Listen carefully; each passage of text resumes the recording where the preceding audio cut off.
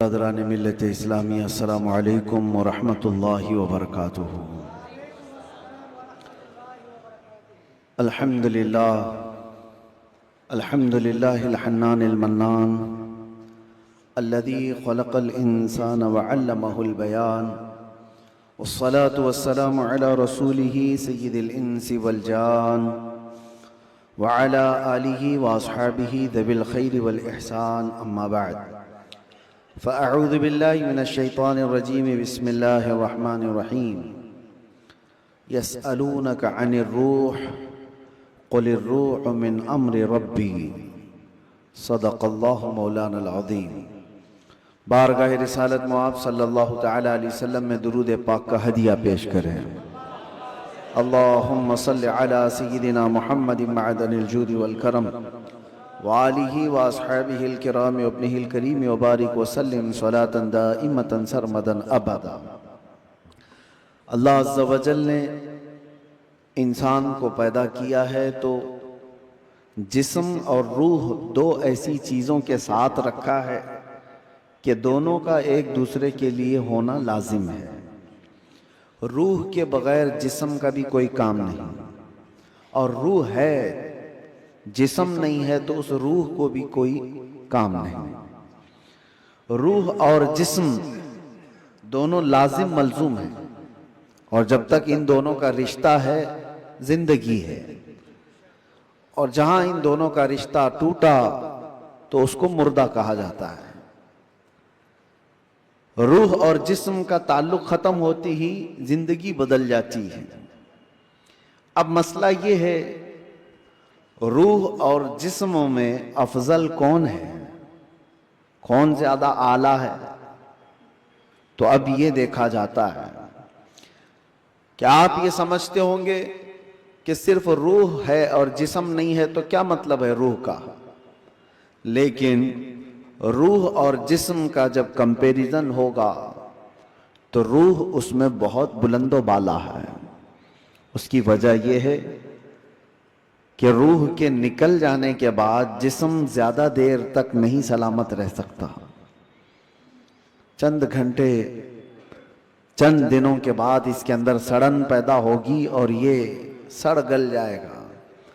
روح کے نکلنے کے بعد جسموں کی کوئی اوقات نہیں رہ جاتی، جسم سب مٹی میں مل جاتے ہیں، گل جاتے ہیں۔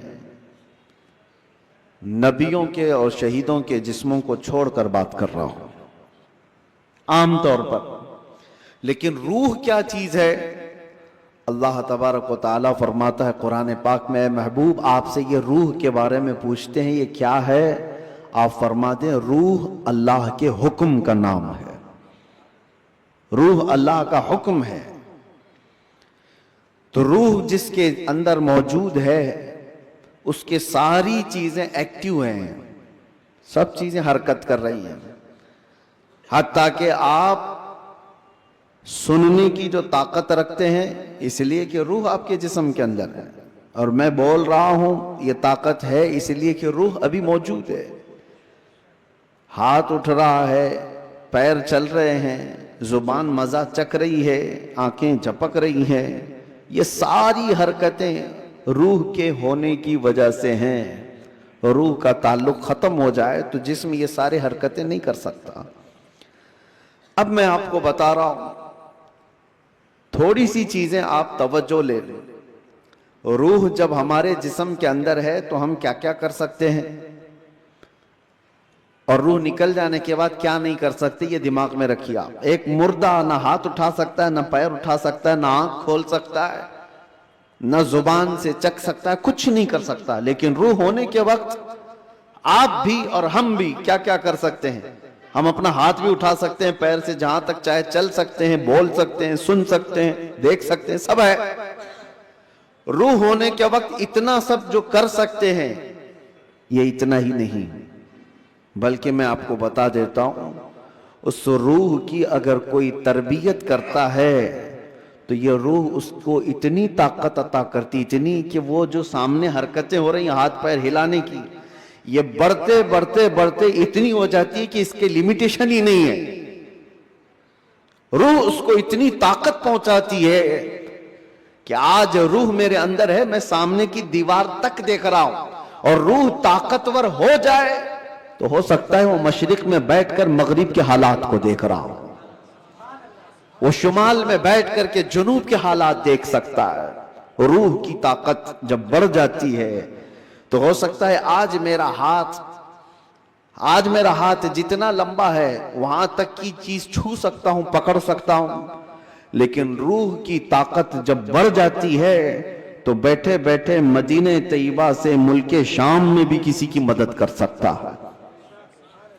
اب میں آتا ہوں اسی گفتگو پر، تو پھر میرے عزیزو، روح کی تربیت کے لیے کیا کرنا چاہیے؟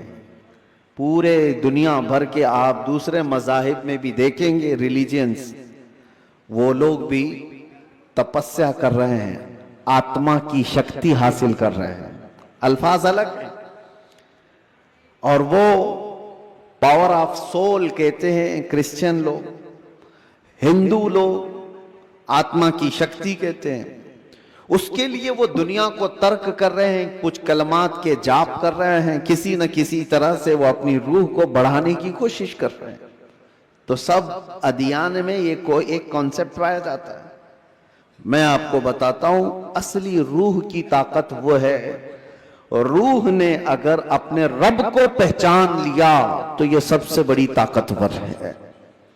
اور روح جس وقت اللہ رب العزت کو، اپنے خالق کو پہچان لیتی ہے تو وہ رب تبارک و تعالیٰ کی قرب پانے کا جو اس کا مقام ہے وہ ولایت کا مقام ہے، اور وہیں سے اس کی طاقت کا اضافہ ہو جاتا ہے۔ ہمیں اس روح کی تربیت کیسی کرنی ہے؟ روح کی تربیت کیسی ہو؟ دیکھیں، آپ کو ایک سمپل سی بات بتا رہا ہوں، جسم کو صبح ناشتہ نہ کرو، دوپہر کا کھانا نہ کھاؤ تو شام تک آپ ہلنے لگ جائیں، اور اگر 3 وقت کا کھانا چھوڑو تو کمزوری جسم پر اور چہرے پر ظاہر ہونے لگ جائے گی۔ کیوں؟ اس لیے کہ جسم کو بھوک لگتی ہے اور ہم کھانا کھاتے ہیں، اسی طرح روح کو بھی بھوک لگتی ہے۔ روح کی غذا اللہ کا ذکر ہے، ذکر اللہ ہے، اور جب بندہ اللہ کا ذکر کرتا ہے تو اس کی روح تر و تازہ ہوتی ہے۔ اور یہاں تو برسوں سے اللہ کا ذکر ہی نہیں کیا تو کسی کی روح بیمار اتنی ہو چکی ہے کہ اسے کچھ نہیں پتا، صرف چلتا پھرتا ایک لاشا ہے، چلتا پھرتا ایک جسم ہے، روح تو ہے موجود لیکن بڑی کمزور اور بڑی غریب۔ اس روح کو طاقتور بناؤ اللہ کے ذکر سے، ذکر اللہ سے۔ اب آپ کو میں بتاتا ہوں، جہاں یہ روح سلامت ہوتی ہے، انسان کا جسم مر بھی جائے تو اللہ تبارک و تعالیٰ اس کی روح کو اسی طرح باقی رکھتا ہے۔ روح باقی ہے، مرنے کے بعد بھی انسان کے جسم کو قبر میں رکھ دیے جانے کے بعد بھی روح باقی ہے، روح باقی ہے۔ اور روح جب تک طاقتور ہے وہ کیا سے کیا کر سکتی ہے، تصرف اللہ تبارک و تعالیٰ اس کو عطا کیا ہے۔ موت کے بعد بھی اولیاء کاملین کی زندگیاں ہم جو دیکھتے ہیں وہ اسی بنیاد پر ہے کہ انہوں نے اپنی زندگیوں میں جسم سے زیادہ اپنی روح کا خیال کیا۔ لوگ اپنی باڈی بنانے کے لیے جو محنت کرتے ہیں کوئی بات نہیں، کتنے کتنے گھنٹوں لوگ جیم کر کے اپنی جسم کو مضبوط بنانا چاہتے ہیں۔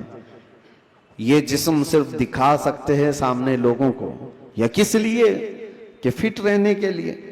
کچھ لوگ کسی کو مکہ مارنے کے لیے کر رہے ہیں، لیکن اس کا 10% بھی اگر روح کی تربیت پر توجہ دی جائے تو میرے عزیزوں طاقت و قوت کا یہ عالم ہوگا کہ اولیاء کاملین کی صف میں اللہ تبارک و تعالیٰ آپ کو وہ مقام عطا فرمائے۔ روح کی طاقت کی طرف توجہ۔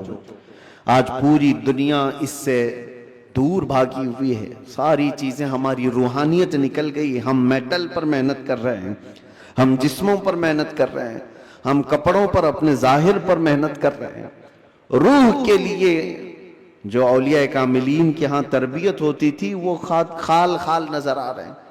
پہلے خانقاہوں میں جانتے ہیں آپ، ماررہ مطہرہ ہندوستان کی بہت بڑی خانقاہ ہے جہاں سے اعلیٰ حضرت بھی بیعت ہوئے تھے، امام اہل سنت مجدد دین و ملت جہاں سے بیعت ہوئے، وہ خانقاہ سادات کی آل رسول وہاں پر ہیں۔